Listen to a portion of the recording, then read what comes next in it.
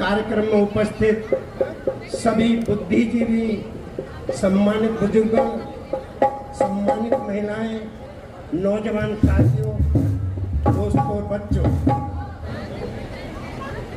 साथियों, आप लोग काफी देर से बैठे हैं।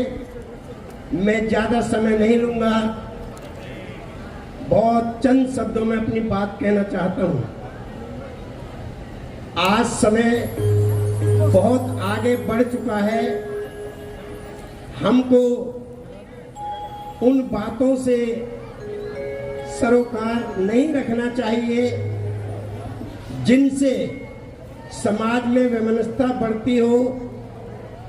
हमें मानवता, भाईचारा कायम करने के लिए बाबा साहब के बताए हुए बुद्ध धम्म के रास्ते पर हमें जानना है और चलना है। जब तक हम जानेंगे नहीं, हम चल नहीं पाएंगे।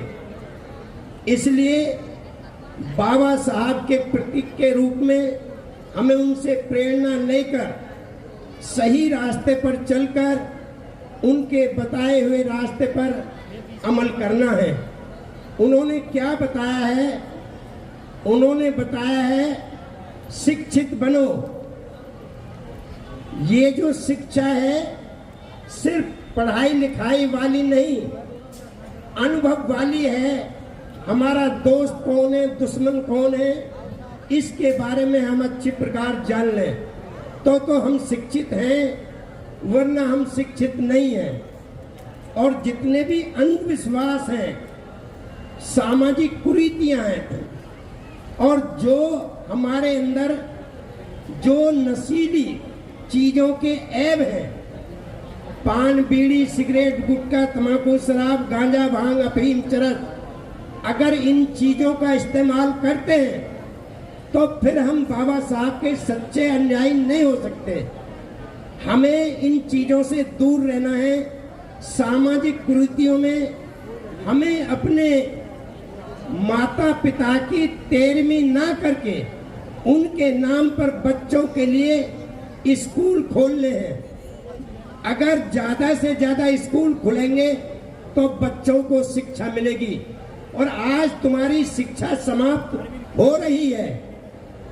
यहाँ पर शिक्षा पर जो तुम्हारे शासक हैं, वे लोग नहीं चाहते कि आप पढ़ लिख कर आगे बढ़ें।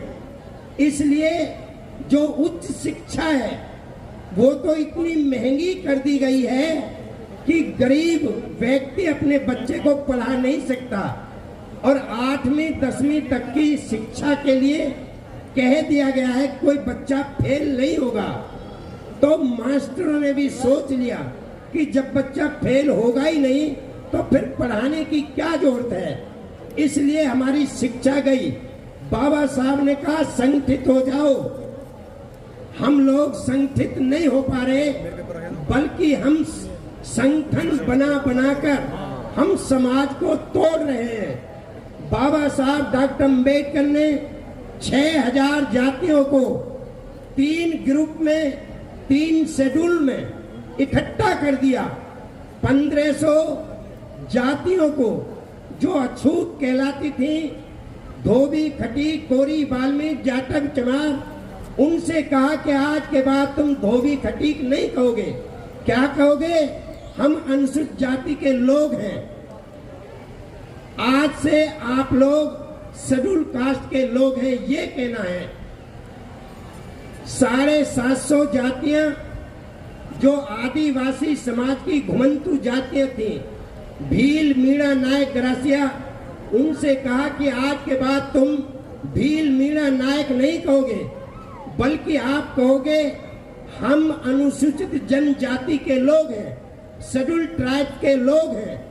और बाकी जितनी जातियां बची उनसे कहा गया कि आज के बाद तुम नाई, गरिया, कुमार, धीमर, अहीर, गुजर, जाट, कुर्मी नहीं कहोगे। क्या कहोगे? हम ओबीसी के लोग हैं, अदर बैकवर्ड क्लास के लोग हैं। बाबा साहब डॉक्टर अम्बेडकर ने 6000 जातियों को 3 शेड्यूल में इकट्ठा कर दिया। और आज हम क्या कर रहे हैं? आज हम फिर जाति के नाम पर, धर्म के नाम पर, महापुरुषों के नाम पर नए नए संगठन तैयार करके समाज को तोड़ने का काम कर रहे हैं।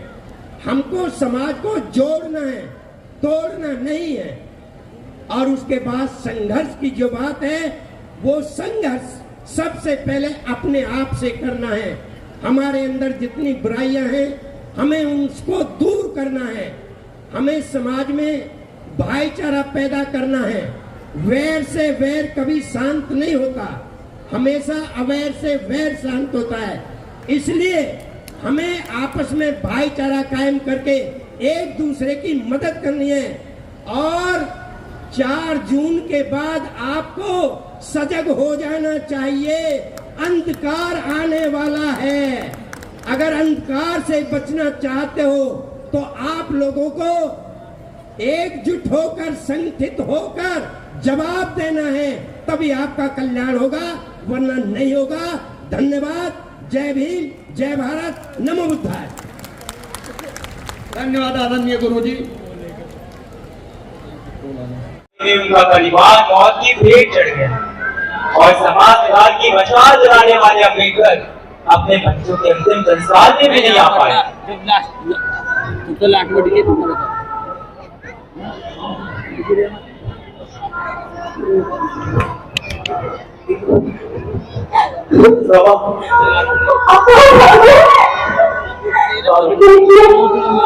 हमारी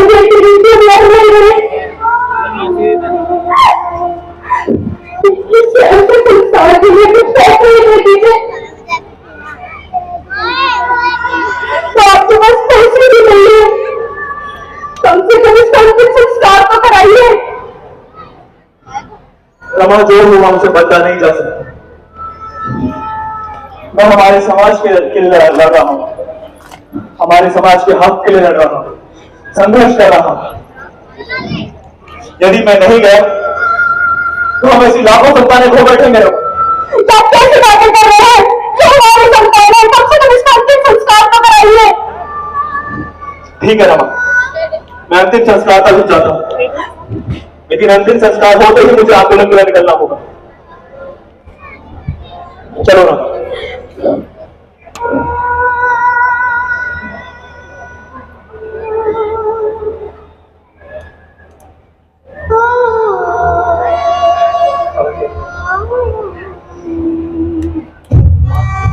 कौन सा?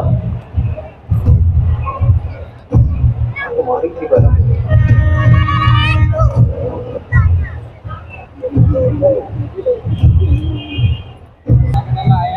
बचपन से ही मैंने जाति प्रथा का दर्द झेला।